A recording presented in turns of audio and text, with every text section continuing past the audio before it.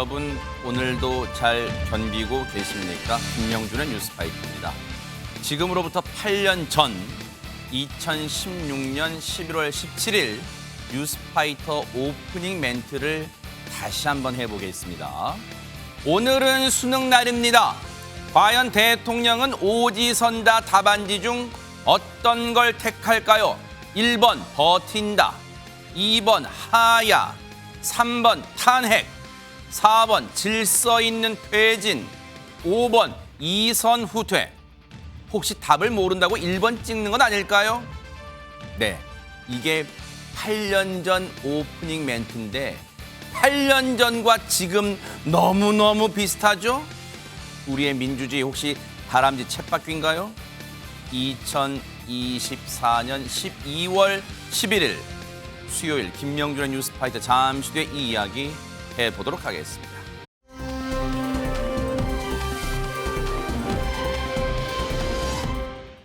12.3 계엄 사태의 핵심 인물이라고 할 수 있죠. 김용현 전 국방부 장관 어제 자정쯤에 구속이 됐는데 그런데 충격적인 소식이 들려왔습니다. 구속되기 전에 이 머물러 있던 구치소에서 자살을 기도했다는 소식이 들려왔는데요. 자세한 내용 들어보시고 이어가 보도록 하겠습니다. 김용현 전 국방부 장관이 구속영장 떨어지기 전에 자살을 시도했다는 것이 사실입니까? 네, 아침에 그렇게 보고받았습니다. 좀 더 구체적으로 얘기해 보세요. 아침에 제가 보고받기를 어저께 11시 한 52분경에 이제 구인 피의자 거실이라고 따로 있습니다. 영장 발부되기 전에 대기하는 장소인데요. 화장실에서 자살을 시도하는 것을 우리 통제실에서 근무자가 발견하고 바로 출동을 해서 도착을 하고 문을 여니까 바로 시도를 포기하고 나온 사례가 있었습니다. 현재는 보호실에 수용을 해서 건강에는 이상이 없는 것으로 보고를 받았습니다. 법무부 장관님, 예. 이 사실 알고 있었습니까? 아침에 지금 교정본부장이 지금 말씀하신 요 내용으로 저희한테 알려줬습니다. 혹시 검찰에서 내란 수괴를 윤석열 씨가 아니라 김용현 전 국방장관으로 몰아갔기 때문에 본인이 억울해서 자살 시도를 한 것은 아닌가 이런 추론이 가능한데 어떻게 생각하세요? 저는 그렇게 생각하지 않습니다.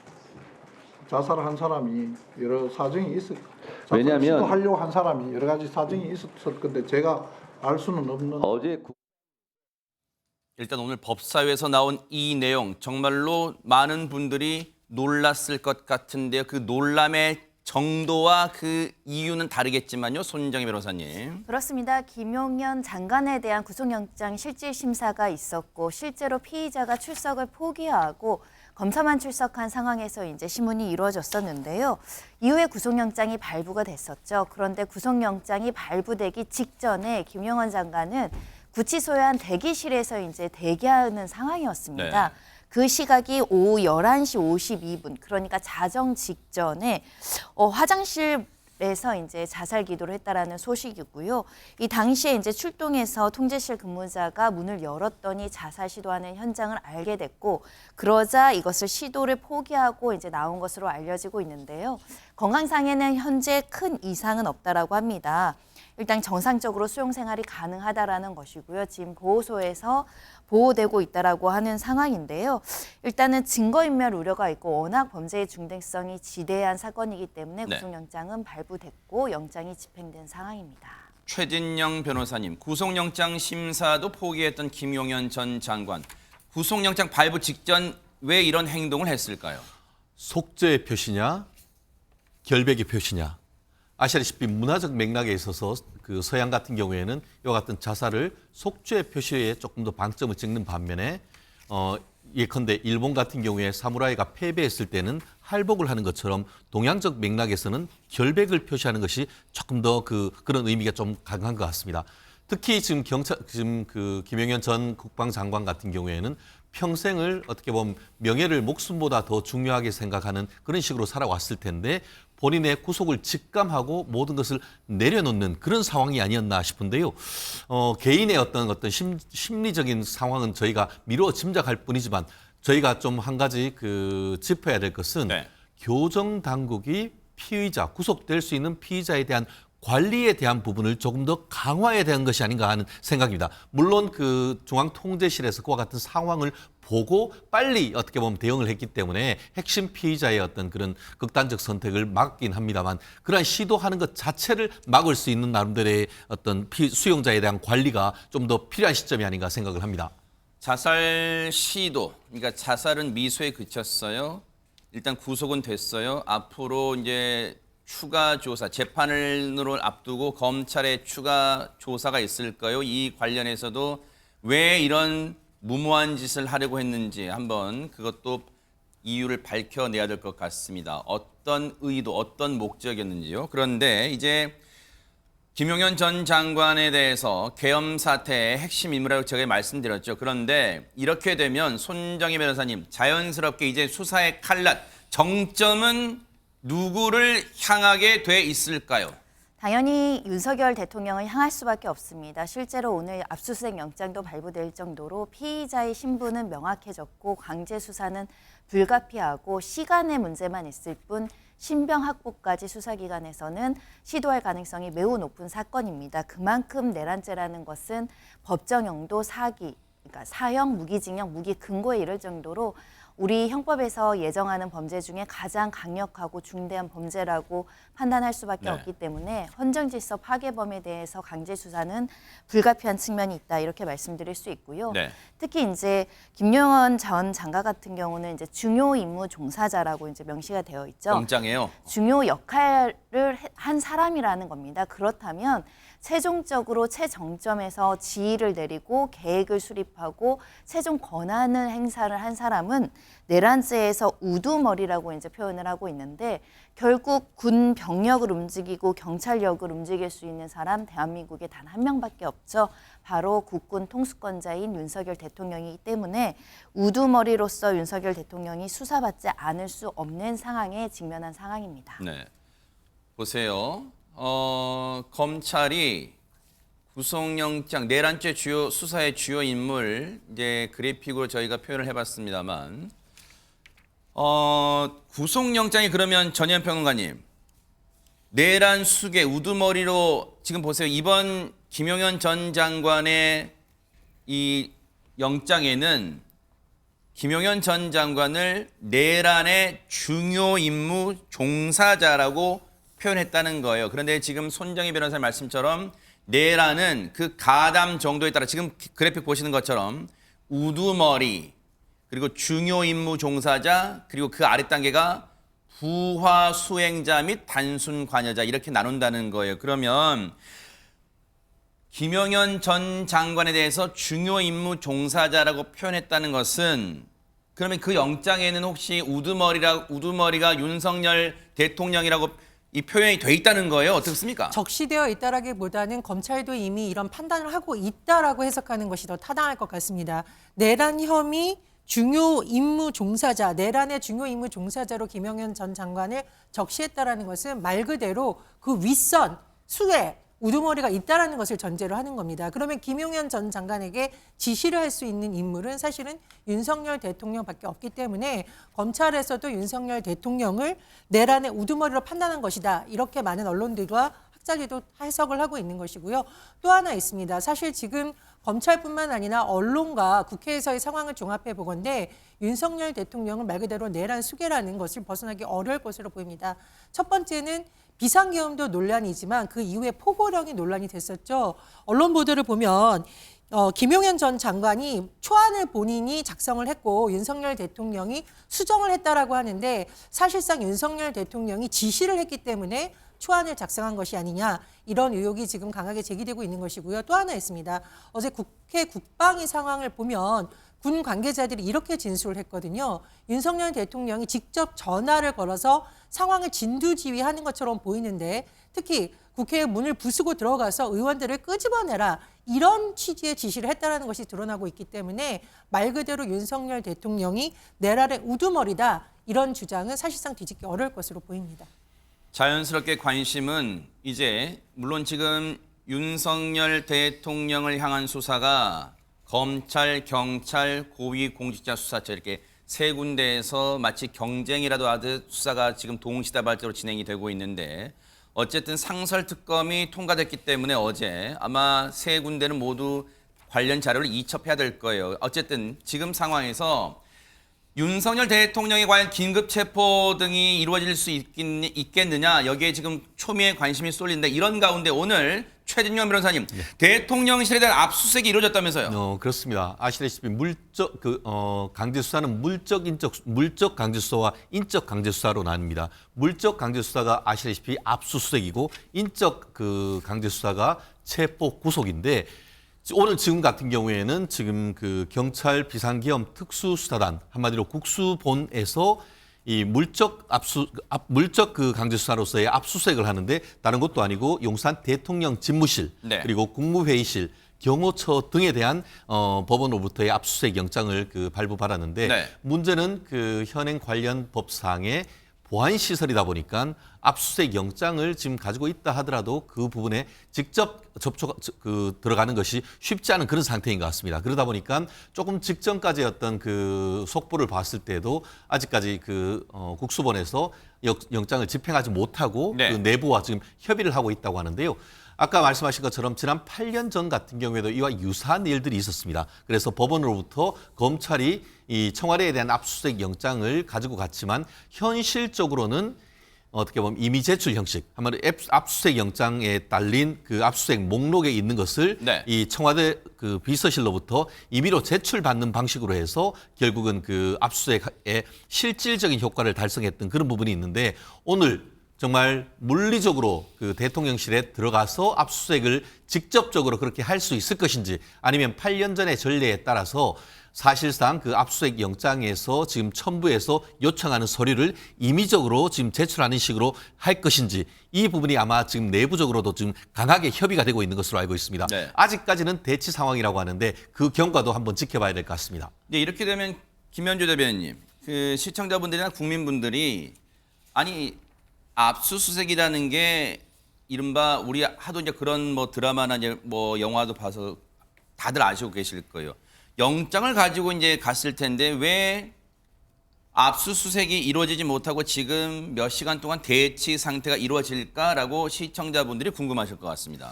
그렇죠. 범죄 혐의가 있는 곳이라고 하면은 성역 없이 어디든 강제 수사, 그러니까 물적 강제 수사인 압수수색을 시행을 할 수가 있는 거죠. 그런데 아시다시피 이 대통령실이라고 하면 우리나라의 모든 중요한 정보가 모이는 곳입니다.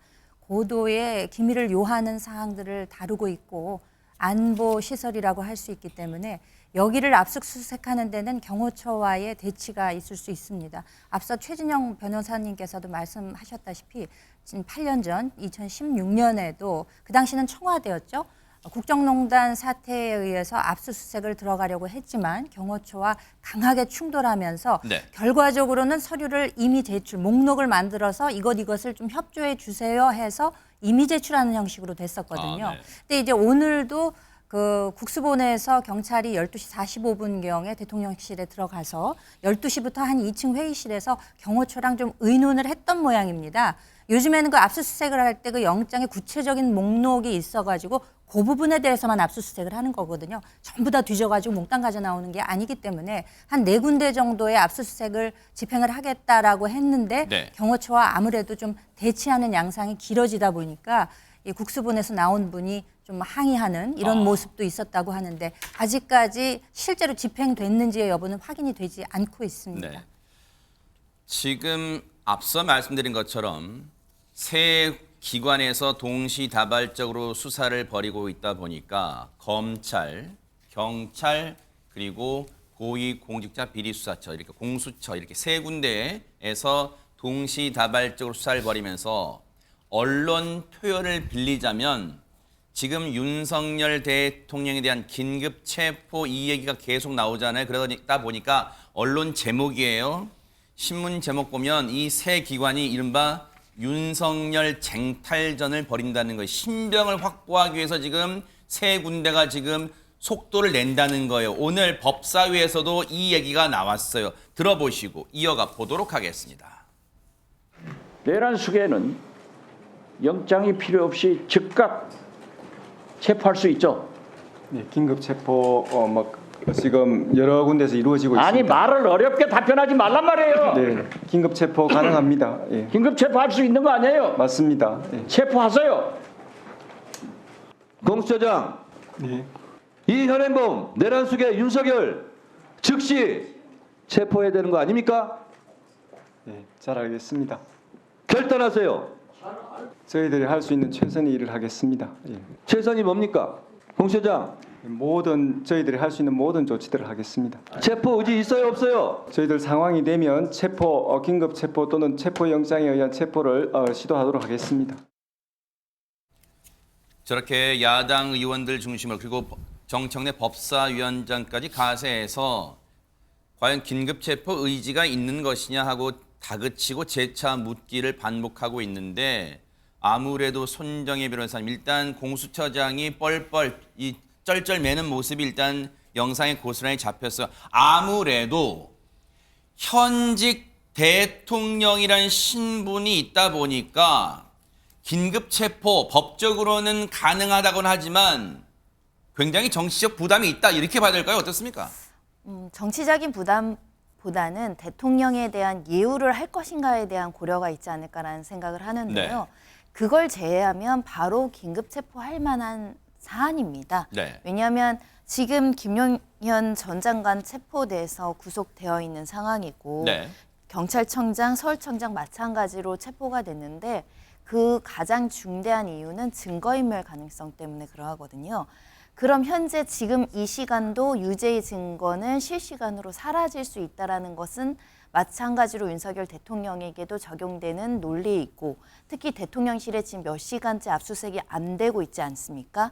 그런 점에 있어서는 긴급하게 체포하거나 증거인멸을 막아야 될 명제는 충분히 쌓여 있는데 우리가 헌정사상 현직 대통령을 체포한 경험을 가지고 있지 않다 보니까 사실은 고심하고 있지만 만약에 이렇게 시간이 흐름으로 인해서 다수의 증거가 인멸될 경우는 또 누군가가 책임져야 될 부분도 있기 때문에 수사기관의 결단과 어떻게 보면 사명감, 책임감을 가지고 이에 대해서 결정을 내려야 되는 시점이 아닐까 생각합니다. 아니 그러면 한 걸음 더 나아가서요. 손정혜 변호사님. 앞서 제가 누차례 말씀드렸지만 지금 수사가 새 기관에서 다 의지가 있다고 밝히면서 보세요. 검찰, 그리고 경찰청의 국가수사본부, 그리고 방금 영상 보신 고위공직자비리수사처, 줄여서 공수처라고 하는 이 세 군데에서 모두 긴급체포 성역이 없다, 지휘고어를 막론하고 성역 없이 대응하겠다 이렇게 밝히고 있어요. 그래서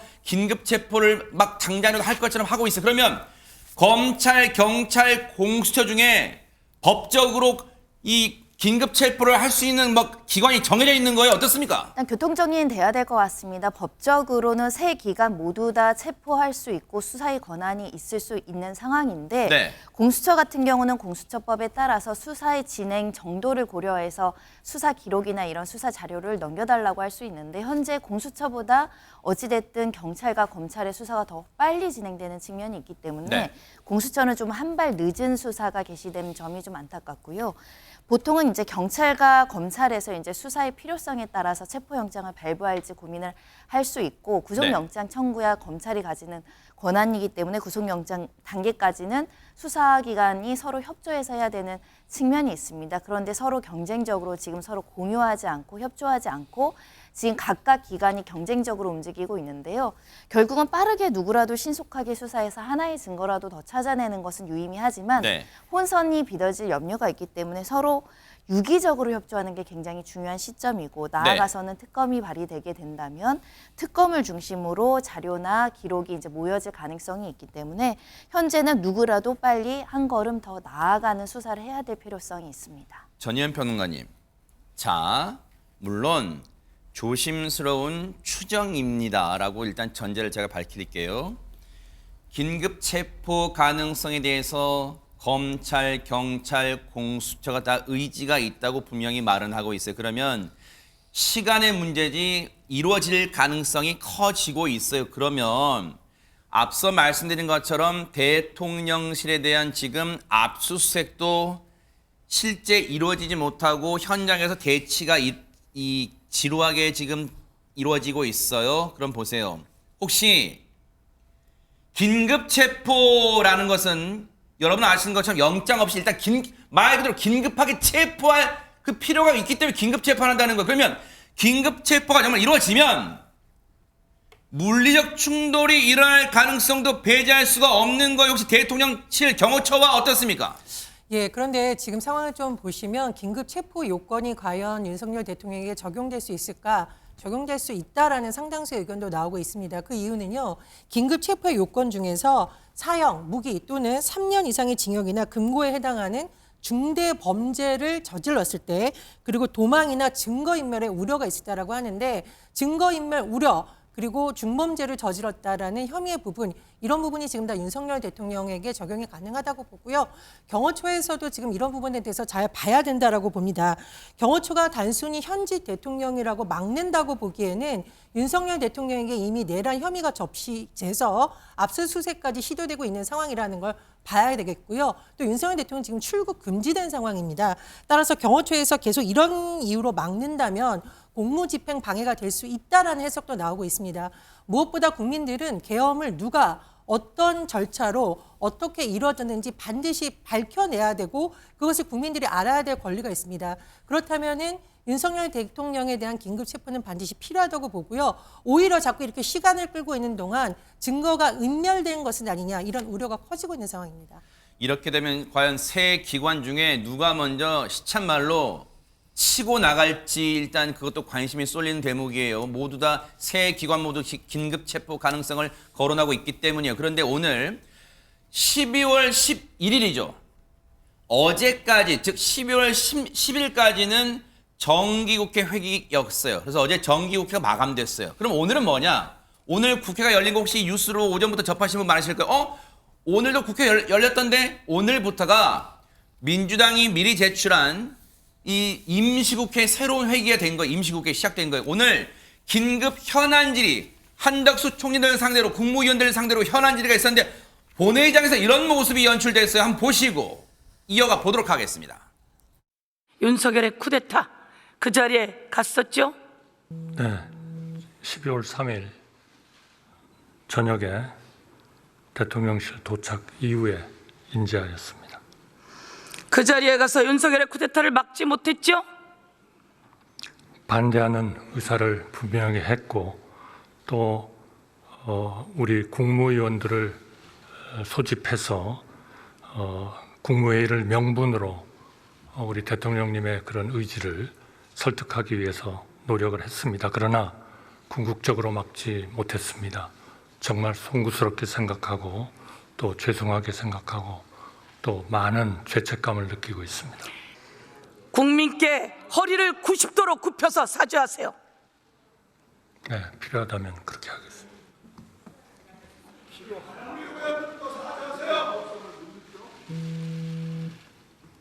국무위원들도 다 일어나서 같이 국민께 100배 사죄한다고 제안하십시오. 제가 다시 한번 국무위원을 대표해서 사죄 인사드리겠습니다.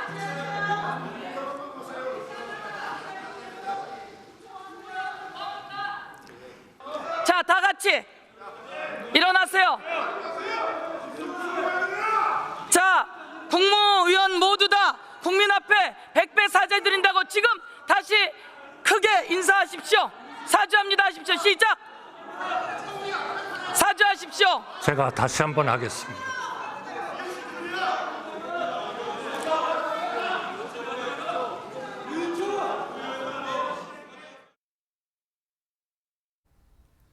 자, 이런 가운데 내란 수괴가 누구인지를 놓고 오늘 법사위에서 이런 공방도 벌어졌습니다. 이것까지 들어보시고 이어가 보도록 하겠습니다.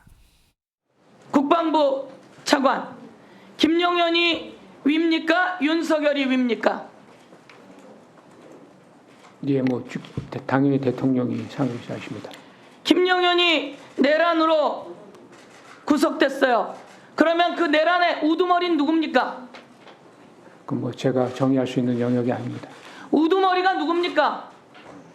예, 그러니까 제가 지금 그거에 대해서 김용현이 자기가 해서 비상계엄을 선포했습니까? 비상계엄 선포하고 지시한 사람 누굽니까? 예, 말 못하면 똑같은 사람인 겁니다. 왜 그 말을 못해요?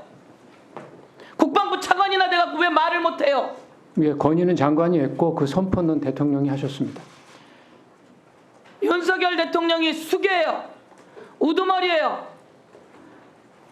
특전사령관이 이야기했어요. 윤석열 직접 전화했다. 지금 국회에 150명이 넘는 것 같지 않으니까 빨리 들어가서 문을 부수고 끌어내라. 이게 김용현 지시예요? 윤석열 지시예요? 예, 어제 국방위에서 특전사령관이 대통령한테 그렇게 지시를 받았다고. 윤석열이 지시. 이런 가운데 윤석열 대통령에게 내란죄 이 혐의를 적용할 수 있는지를 두고 여야 의원들 간의 설전이 벌어지기도 했습니다.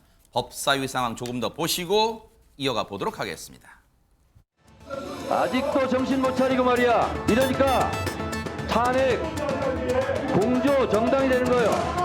내란 공동정범이라는 얘기 듣는 거예요.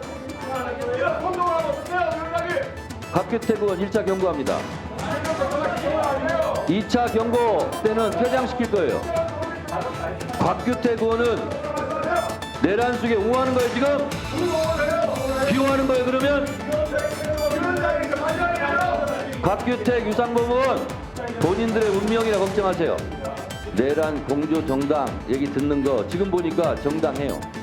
지금 대통령을 내란죄로 조사한다고 합니다. 과연 이것이 내란죄냐? 이 부분은 우리가 좀 신중하게 접근을 해야 된다고 생각을 합니다. 조용히 하세요. 조용히 하세요. 아무리 그래도 법적 절차를 지켜야 되고 부끄럽지 않으려면 제대로 헌법과 법률에 의해서 적용을 하고 해야 됩니다. 조용히 하세요. 그리고 또 대통령의 권한 행사에 있어서 위헌성이 있다고 하더라도 그 권한 행사를 곧바로 폭동이라고 볼 수 없는. 아니 지금 제가 질의하고 있어요. 질의도 질의답게 하세요. 그건 내 판단이에요. 단 이것이 내란죄냐 아니냐 그걸 해석의 여지가 있다는 것입니다. 이인호 교수의 주장에 따르면은 대통령이 설사 직무 판단에 있어서 위헌 행위를 할지라도 처벌할 수 없다라고 주장하고 있는 거 아십니까? 그런 취지의 글을 게시한 것을 본 적이 있습니다. 한번 법률적 검토를 해주십시오. 그러면 1997년 대법원 판례를 보면은 비상계엄은 고도의 정치행위 통치행위로 보고 있습니다. 알고 계십니까? 그런 의견도 있는 것으로 알고 있습니다. 2010년도 대법원 판례에 의하면은 고도의 정치 행위에 대해서는 대통령의 권한을 존중하면서 사법심사를 자제하는 선에서 위헌성을 심판해라. 이게 대법원 판례입니다. 알고 계십니까? 그런 결정은 알고 있습니다. 제가 이런 말씀을 드리는 이유는 정치적인 판단하고 법률적인 판단은 다르다는 겁니다. 그래서 법무부가 법률적인 판단을 검토한 것을 제게 보내주십시오. 아셨습니까? 예. 오늘 국회 상황이에요. 쭉 저희가 들려드렸고 일단 판단은 여러분과 같이 한번 해드리려고 시청자 여러분과 같이 해보려고 저희가 쭉 보여드린 거예요. 전혜연 평론가님 일단 여당 의원들은 내란죄 수사를 자체를 막는 건 불가피하지만 일단 내란죄에 대해서 법률적 다툼은 있지 않겠느냐 아마 그런 취지인 것 같아요. 예, 그런데 여당의 의원님들 소속 정당을 떠나서 국회의원 있잖아요. 지금 윤상현 의원의 발언을 보면 헌법기관인 국회의원인지 아니면 윤석열 대통령의 변호인인지 헷갈리고 있습니다. 만약에 윤석열 대통령의 변호인이 되고 싶으시다면 국회의원직을 사퇴하시는 것이 맞다. 안 그래도 민심이 부글부글 끓고 있는데 저렇게 지금 국회의원으로서 무책임한 발언을 하는 것 지역구 주민뿐만 아니라 전 국민들이 똑똑히 지켜보고 있다라는 거 말씀을 드리고 싶습니다. 두 번째로 지금 국회 국방위에서 군 관계자들의 증언을 한번 들어보십시오. 뭐라고 말하고 있나요? 윤석열 대통령이 군 관계자들에게 직접 전화를 걸어서 국회 본회의의 문을 부수고 의원들을 끄집어내라고 말했다고 하지 않습니까? 그럼 이런 증언들이 모두 하나같이 다 거짓말이라는 건가요? 제가 지금 볼 때 일부 여당 의원들이 오히려 국민의힘의 위상을 추락시키고 있고 헌정 질서를 파괴한 사람을 옹호한다라는 비판을 더 거세게 만들고 있습니다. 소속 정당을 떠나서 헌법기관인 국회의원이라는 점, 그리고 윤석열 대통령은 야당 정치인뿐만 아니라 국민의힘의 대표인 한동훈 대표를 체포해서 구금하려고 했다. 이 말은 바로 한동훈 대표가 한 말입니다. 이런 부분에 대해서 다시 한번 검토해 주시기 바랍니다. 최진영 변호사님, 앞서 이제 윤상현 의원이 법무부 장관 상대로 현안 질의 때 내란죄에 대한 정치적 심판과 법률적 심판은 구분해야 된다. 이제 이런 말을 하면서 내란죄 수사는 이제 될 거라면 어쨌든 속도를 붙고 있으니까. 그런데 앞서 윤상현 의원의 주장처럼, 그리고 앞서 조배숙 의원의 얘기처럼 내란죄에 대한 사법부로 만약에 가게 되면, 재판을 어차피 받아야 되니까 사법부로 가게 되면 내란죄에 대한 어떤 다툼의 여지가 있어 보이세요? 어떻습니까? 그렇습니다. 사실 조배숙 의원님 같은 경우에는 국회의원이 되기 전에 제가 알기로는 제1호 여성 검사였고 이후에 판사도 하셨던 분입니다. 그렇기 때문에 본인의 법률적인 어떤 그 알고 있는 지식에 근거해서 말씀하신다라고 보이는 것 같고, 윤상현 의원 같은 경우에도 나름대로 본인 스태프들의 어떤 그 관련되는 기존에 있던 대법원과 헌법재판소의 판례를 들어서 현 상황에서의 어떤 최대한 윤석열 대통령에 대한 변호를 하려고 하시는 것 같습니다. 사실 이 사건이 벌어진 이후에 저도 기본적으로 이 사안은 탄핵 사안은 분명하다. 헌법 수호 의지가 과연 있었는지에 대해서 저 또한 강한 의문을 있다라고 했기 때문에 탄핵으로 간다고 하면은 헌법재판소에서 탄핵으로 결정될 가능성이 상당히 높다고 봅니다. 다만 이것이 형법에 있는 내란죄인지에 대해서는 죄형 법정주의에 따를 때에 다툼의 여지가 있었다라고 이 사안의 초기에서는 그렇게 생각을 했었습니다. 그렇지만 최근에 있어서 특히 어제부터 나오고 있는 김우 사령관을 비롯해서 관련되는 그 어떤 핵심 관련자들의 진술을 봤을 때는 이 정도면은 내란죄가 지금 김우사는 없으니까 특전사령관이나 맞습니다. 특전사 그런 부분을 봤을 때는 내란죄 적용이 물론 아직까지는 뭐 무죄 추정이기 때문에 그런 점은 있습니다만 이 정도면은 사법부에서도 내란죄에 대한 성립이 인정될 가능성이 커진다. 특히 어제 같은 경우에 지금 김영현 전 그 국방장관의 구속영장 청구와 관련해서 가장 중요했던 부분은 뭐냐면은 내란죄 성립 여부에 관한 첫 번째 사법부의 판단이 나온다는 점에서 어제 저는 굉장히 유심히 봤습니다. 결국 영장을 발부하면서 이 피사실로 적시됐던 직권남용 권리행사 및 내란죄에 대한 범죄에 소명이 된다라고 일단 판단했습니다. 그렇기 때문에 현재의 서울중앙지방법원 사법부에서 1차 판단으로 이 사건은 내란죄에 성립될 여지가 있다라고 판단한 그런 사안이기 때문에 여당 대표와 여당의 어떤 국회의원으로서는 충분히 저와 같은 디펜스를 방어를 할 수는 있습니다. 하지만 현재의 어떤 국민들의 눈높이에 봤을 때 법이란 것도 현행 이 상식에 어떤 크게 벗어나지 않는 그런 것을 봤을 때는 현재로서는 형사적인 의미에서도 내란죄 성립 가능성이 상당 부분 높아지고 있는 것은 분명한 사실입니다. 네, 손정희 변호사님, 어제 뉴스파이터 시간에 저희가 윤석열 대통령 앞에 놓인 세 가지의 갈래길, 세 가지 선택지 그런 얘기를 해봤어요. 즉각적인 하야, 그리고 이번 주 토요일 날로 이제 있을 탄핵, 그리고 여당이 제시하는 이른바 질서 있는 퇴진, 그러니까 뭔가 시간을 두고 나중에 이제 물러나는 거, 시간차 퇴진, 뭐 이제 그런 것 중에 뭐 있지 않겠느냐 저희가 각각의 경우의 수 따져봤는데, 그런데 오늘 언론 한 보도 보니까 윤석열 대통령이 하야보다는 즉각적인 하야보다는 탄핵을 오히려 택하고 있다, 이런 보도가 있는데 이거 신빙성이 있는 건지, 오히려 어떤 배경에서 이런 말이 나오고 있는지 한번 얘기를 해봐 주세요. 그 발언에 이제 출처는 대통령실입니다. 상당히 신빙성이 있을 수밖에 없는 발언인데요. 윤 대통령이 하야보다는 탄핵 소추를 통해서 헌법재판소 재판에 적극 대응해서 탄핵을 기각시키는 데 방점을 두고 소위 말하면 법적인 다툼을 하겠다라는 의지를 보였다는 겁니다. 즉 즉각 하야 의사가 전혀 없다라는 것이 여기서 여실히 드러나지 않을까라는 생각이 드는데요. 그런 만큼 사실은 윤 대통령이 스스로 법률적인 다툼을 하겠다는 것은 피의자의 방어권, 더군다나 헌법상 보장된 권리이기 때문에 법적인 싸움을 하는 것은 누구도 막을 수는 없습니다. 다만 국민들 입장에서는 지금 내란과 관련해서 차고 넘치는 증거가 연일 속보로 계속 나오고 있는 상황이잖아요. 그런데 이것을 법적으로 다투면서 시간을 끌면서 국정 혼란과 어떤 세계 질서에서 대한민국의 위신을 추락시키고 경제 위기를 도래하면서까지 이렇게 다툼을 할 수 있을 정도로 정당한 행위였는지에 대해서 스스로 되짚어보고 반성하는 시기가 좀 필요하지 않을까라는 생각이 들고요. 네. 지금은 스스로 결정할 수 있는 시기를 놓쳤다고 생각합니다. 이미 강제 수사가 진행되어 있고 핵심적인 유죄를 입증할 만한 증거들이 하나하나 수사기관을 통해서 확보되고 있고 국민들이 듣고 있는데 이거 가지고 탄핵 심판 가서 기각시킬 수 있다라는 그 자신감도 어떻게 보면 국민들에게는 오만함으로 비춰질 염려가 있다라고 말씀드릴 수 있고요. 아까 대법원 판례를 말하는데 윤상현 의원이 알면서 그러셨는지 아니면 몰라서 그러셨는지는 알 수 없지만 그 판례의 취지는 비상계엄권은 대통령의 통치행위이자 고도의 정치적인 행위이다. 하지만 그것도 내란죄의 구성 요건에 해당할 정도로 폭력적인 수단을 사용하는 경우에는 법적인 처벌을 피할 수 없다는 겁니다. 앞부분만 이야기하면 국민들이 현혹될 수 있겠죠. 그런 측면에서는 우리가 법률가로서의 최소한의 기준, 법을 해석하는 기준은 거의 비슷합니다. 그런데 그것을 일부만 발췌해서 국민들을 현혹시켜서는 안 된다고 생각합니다. 그 헌재 재판관 6명 지금 분류해 놓은 거 좀 준비해 놓으시고요.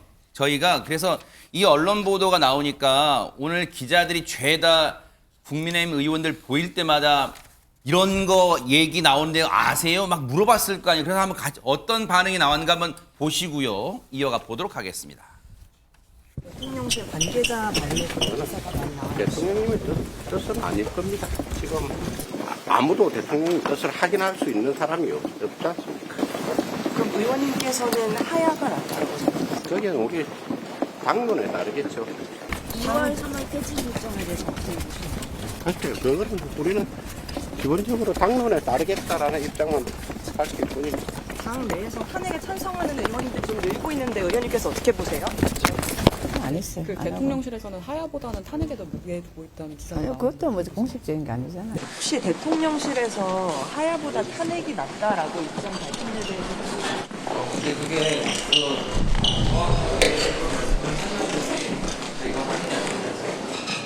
소통을 하고 계신데 그 내용은 아니라는 제가 확인해드릴 수가 없다 뭐 이런 얘기 저도 잘 모르고. 대통령이 그 하야 대신 탄핵을 더 선호한다는 얘기에 대해서는 어떻게 보고 계신가요? 전혀 아는 바가 없습니다. 정보가 없습니다. 실제 모를 수도 있어요. 저 의원들이 진짜 모를 수도 있어요. 앞서 말씀하신 것처럼 대통령실 관계자가 언론에 흘린 걸 수도 있고 하니까 저 출처가 국민의힘 관계자, 즉 국민의힘 소속 의원들 사이에서 뭐 파닥에 이미 돌고 있는 게 아닐 수도 있어요. 그런데 중요한 건 만약에 이 언론 보도가 나온 게 진짜 그 대통령의 의중이라면 아마 이것 때문일까요? 저희가 이거 하나 보여드리고 이 최진영 변호사님하고 전현 평론가님 그리고 김현주 대변인 순서로 쭉 가면 얘기 들어볼게요. 지금 헌재 재판관이요. 이렇게 구성이 되어 있어요. 원래는 9명인 거 여러분 다 무수히 언론 보도에서 말씀드렸기 때문에 아실 거예요. 원래는 9석이 이 정족수인데 지금 3분은 벌석이에요. 지금 임기 만료로 지금 3분은 없어요. 지금 국회에서 이제 추천을 아직 안 했기 때문에 없어요. 헌재 재판관 6인 체제로 지금 굴러가고 있는데 저희가 뭘 보여드리려고 하냐면 성향을 보여드리는 거예요. 왼쪽부터 볼게요. 지금 문영배, 이미선 헌재 재판관은 진보 성향. 그리고 김형두, 정정미, 정형식, 김복형 이 4분은 중도 보수. 그러면 지명 주체가 누군지를 보면 더 자세히 윤곽이 좀 나오겠죠. 성향이. 지명 주체를 볼게요. 문형배, 이미선 재판관은 문재인 전 대통령이 임명을 했고 그리고 김형두, 정정미 재판관은 김명수 전 대법원장. 김명수 전 대법원장은 여러분 뭐 아신 것처럼 문재인 정부 당시 대법원장입니다. 그리고 정형식 재판관은 윤석열 대통령이 임명했고 그리고 김복형 재판관은 조희대 대법원장이 임명을 했습니다. 혹시요, 최은영 변호사님, 네. 이렇게 되면 물론 어느 출처로 그 언론이 취재를 하고 썼는지는 알 길은 없지만 일단 이러한 의중이 진짜라고 정말 대통령이 그런 보관을 갖고 의중을 갖고 있다면 혹시 지금 체제로 탄핵이 되면 헌재가 이제 심판을 할 거 아니에요? 그러면 6인 체제로 심판도 하고 6인 체제로 뭔가 결정을 내리려면 6명이 만장일치가 되어 탄핵되는 거 아니에요? 국회에서 탄핵안 통과되더라 하더라도 혹시 다시 한번 성향 좀 보여주세요. 다시 한번 성향 보여주세요. 혹시 저 성향, 즉 지명 주체, 자신이 지명한 그래도 헌재 재판관 한 명쯤은 있기 때문에 혹시 이걸 믿을 구석인가요? 어떻습니까? 그 말씀은 사실 법조인들, 특히 헌법재판관님들을 모욕하는 얘기다, 이렇게 얘기를 하고 싶습니다. 네. 아시다시피 박근혜 전 대통령 당시에도 박근혜 전 대통령이 임명했던 헌법재판관들이 상당수 있었습니다. 그럼에도 불구하고 박근혜 전 대통령에 대해서 9분 만장일치로 박근혜 전 대통령을 피청구인을 파면한다라는 그런 결정을 했습니다. 네. 일단 그 임명 자체는 뭐 윤석열 대통령이 할 수도 있고 아니면은 뭐 김명수 대법관 아니면 현재의 대법원장님이 할 수도 있을 겁니다. 하지만 일단 임명되고 난 다음에는 본인의 헌법과 법조적 양심에 따라 판단을 하는 것이고, 더 나아가 이 사안에 있어서는 현재의 어떤 그 일반 국민들의 법적 상식선에서 벗어나기는 상당히 어렵다라고 판단을 합니다. 더불어서 지금 현재의 이제 그 국회에 지금 추천한 분 세 분이 지금 자리를 비운 상태 아니겠습니까? 특히 지금 민주당 같은 경우에는 지금까지 세 분에 대한 추천을 주저하면서 탄핵은 해놓고 사실상 탄핵 심판은 못하도록 그렇게 해놨었습니다.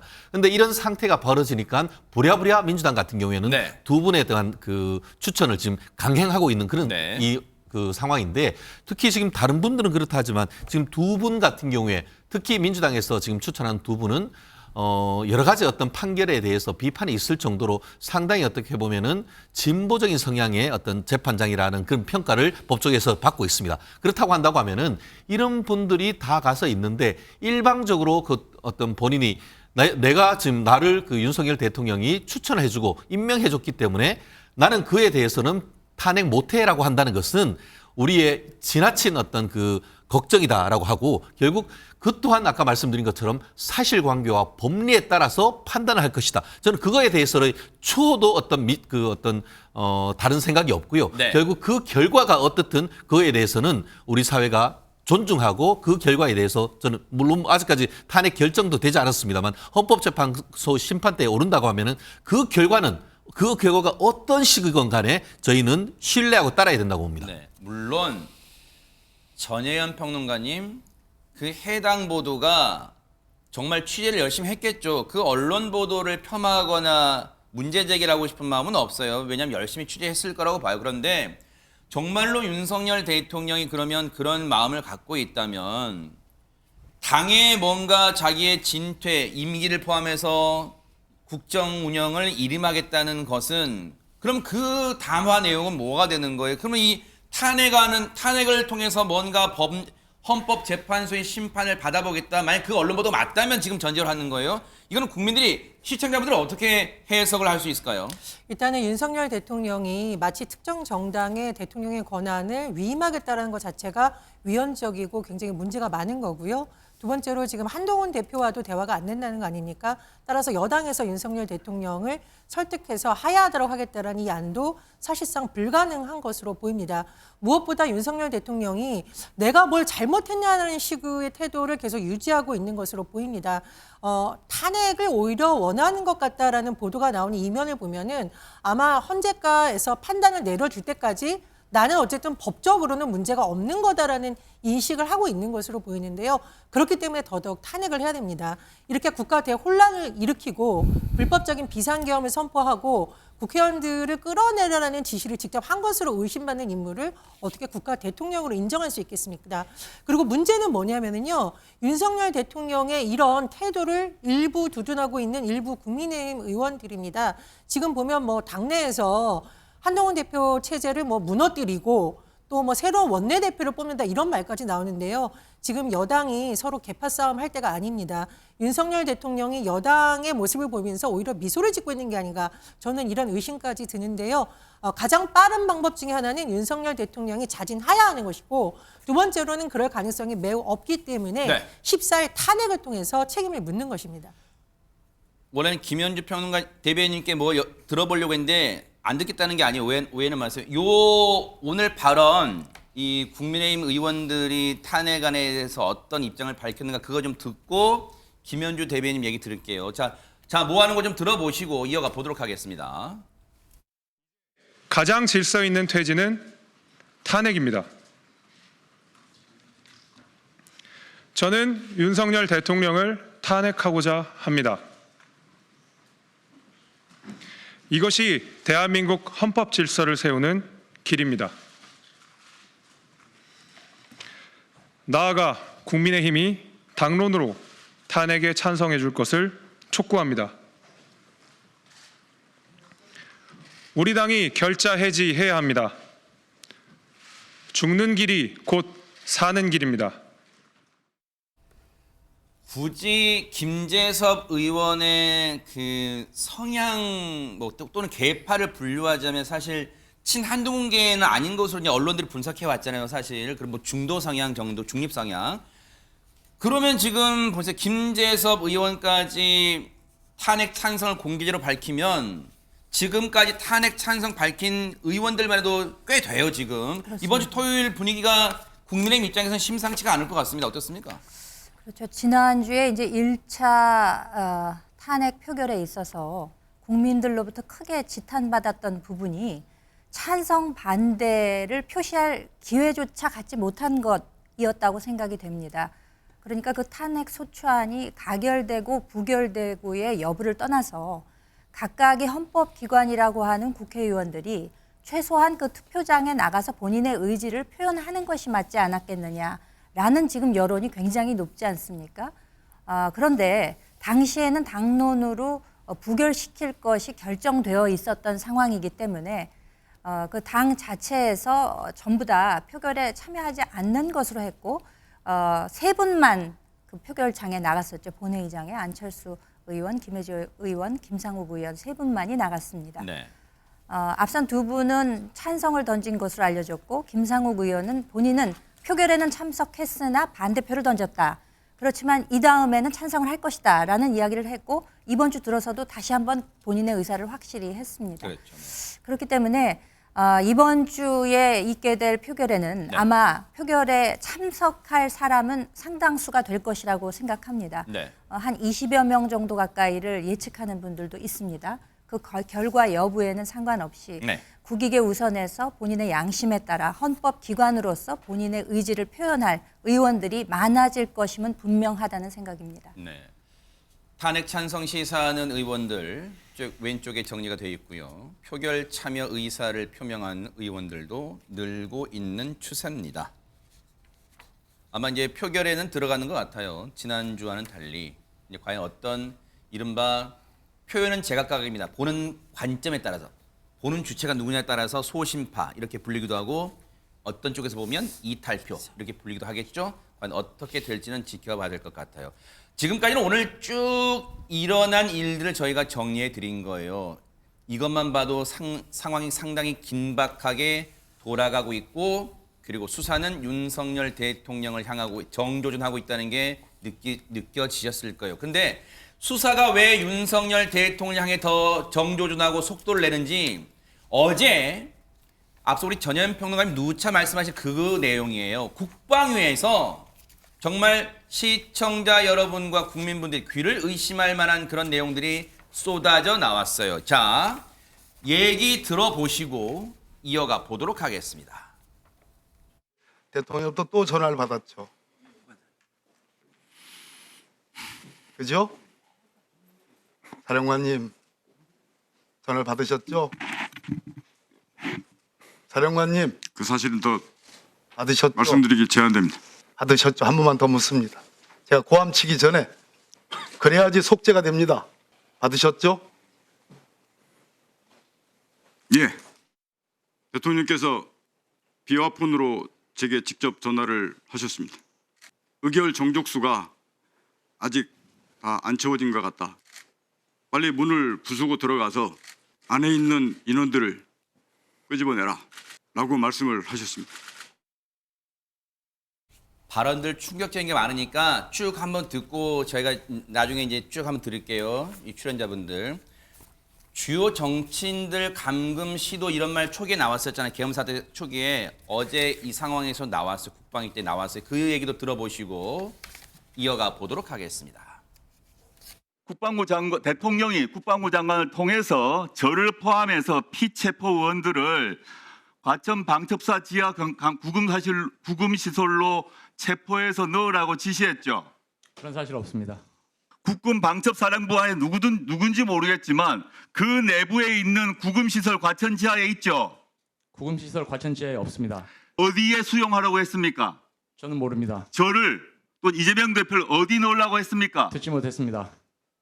구금시설 관련된 지시와 그 체포와 관련된 지시는 제가 여인영 사령관으로부터 직접 지시를 받았습니다. 처음에 지시받기로는 B1 벙커 안에 구금할 수 있는 시설이 있는지 확인하라고 지시를 했고, 그래서 여인영 사령관이 밑에 있는 이 실장 통해서 직접 수방사에 가서 B1 벙커를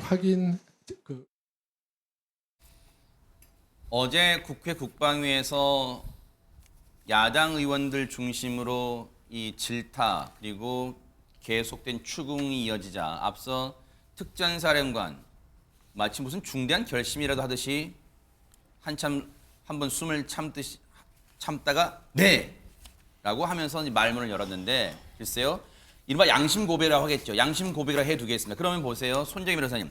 일단 이 부분이 윤석열 대통령 특전사령관 한 2차례 통화했다는 거 아니에요? 처음엔 한 차례만 통화했다고 했다가 2차례 통화한 거 혹시 통화 내용 음성이 녹음돼 있다면 더 수사의 속도를 낼 수 있고 또 수사하는데 좋은 증거가 되겠지만 혹시 이게 그런 녹음 파일이 없고 이런 지금 양심 고백 주장만 있다면 혹시 나중에 윤석열 대통령을 수사하는 과정에서 진실 공방으로 흐를 수 있어요? 어떻습니까? 그런데 반복적으로 이렇게 이제 불법 체포 감금에 대한 정황들이 여러 사람의 이불을 통해서 확인되고 있잖아요. 그럼 내가 그런 지시를 내리지 않았다라는 주장과 이렇게 공개적으로 국민들 앞에서 그 당시에 이런 상황이었고 B1 벙커까지 이야기하면서 구체적으로 그 상황을 묘사하는 사람들의 진술의 신빙성 중 누가 높겠냐는 판단에 있어서는 네. 지금 현재 지시받았다. B1 벙커 안에 구금할 수 있는 시설이 있는지 확인까지 이런 상세한 진술의 신빙성을 배척하기는 굉장히 어렵다 이렇게 말씀드릴 수 있고요. 네. 어떤 하나의 사실관계로 확정하는데 객관적인 물증, 녹음 자료가 없다고 하더라도 네. 경험하지 않으면 기억하기 어려울 정도로 상세하고 구체적이고 신빙성 있는 진술을 하는 것은 유죄의 강력한 증거가 될 수 있다는 점에서는 네. 지금 하나하나 이 헌법 위반, 내란 위반에 대한 증거들이 나오고 있다라고 말씀드릴 수 있고요. 네. 이 진술을 비추어 보면 B1 벙커에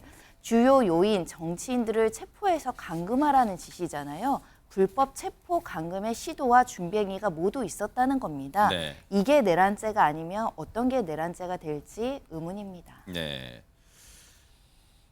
그게 이제 과천의 방첩사령부가 있잖아요. 아마 이제 옛날 전신이 굳이 말하면 기무사에 지금 기무사령부는 해체됐고요. 이제 방첩사령부가 과천에 있는데 아마 그 얘기를 지금 조국 의원이 막 추궁한 거예요. 그런데 김현주 대변인 아까 제가 왜 이제 이게 과연 진실 공방으로 흐를 가능성이 있냐라고 여쭤봤냐면 오늘 어제 있었던 국방위에서 이제 특전사령관이 다 끄집어내라 이제 문을 부수고 들어가서 해라 대통령의 지시가 있었다는 이 내용에 대해서 대통령실이 뭐 반박을 했다면서 그게 사실이 아니다 뭐 이런 내용을 했다는데 어떤 내용입니까? 대통령실 관계자 발로 나온 이야기가 있습니다.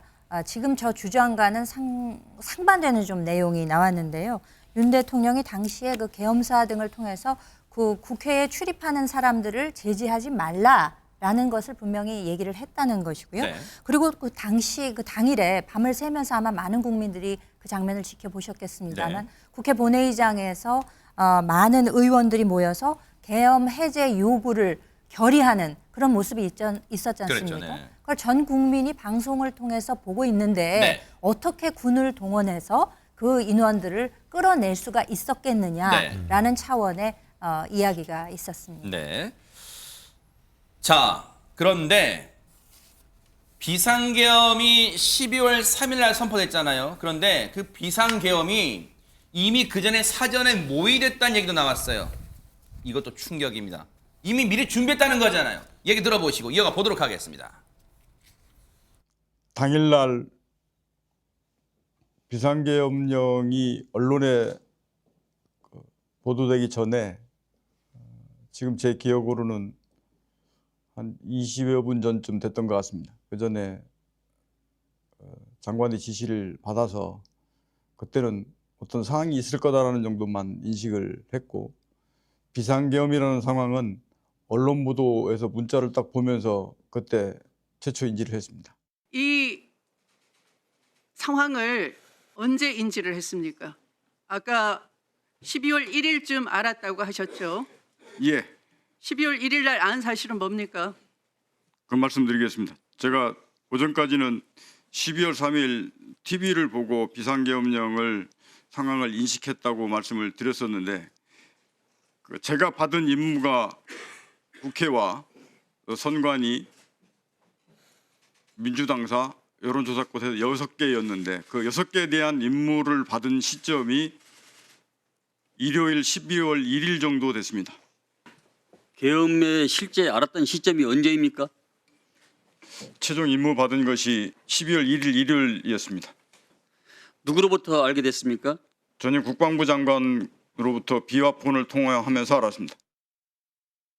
일단 이 상황을 보면 12월 3일 밤에 김용현 당시 장관을 만나서 즉흥적으로 대통령이 했다기보다는 일단 김용현 당시 장관은 이미 사전 정지 작업을 해놨다, 이런 걸로 지금 정황상 보여집니다. 어떻습니까? 그렇습니다. 우발성이 아니라 사전에 계엄을 계획했다라고 볼 수 있는 여러 가지 증언들이 나오고 있는 것이고요. 또 일부 군 관계자들의 얘기를 종합을 해보면 국지전을 일으키려고 한 것이 아니냐, 즉 비상계엄이라던가 전시계엄을 선포할 요건을 만들기 위해서 국가 안보를 위태롭게 윤석열 대통령이 만들 이런 엄청난 계획까지 세웠던 것이 아니냐, 상당 부분 확신이 들어갈 수 있는 그런 증언들이 나오고 있습니다. 네. 윤석열 대통령 빨리 긴급 체포해야 됩니다. 지금이라도 증거인멸하고 있다라면 이 계엄을 둘러싼 진실은 영원히 묻힐 수밖에 없습니다. 긴급 체포해야 됩니다.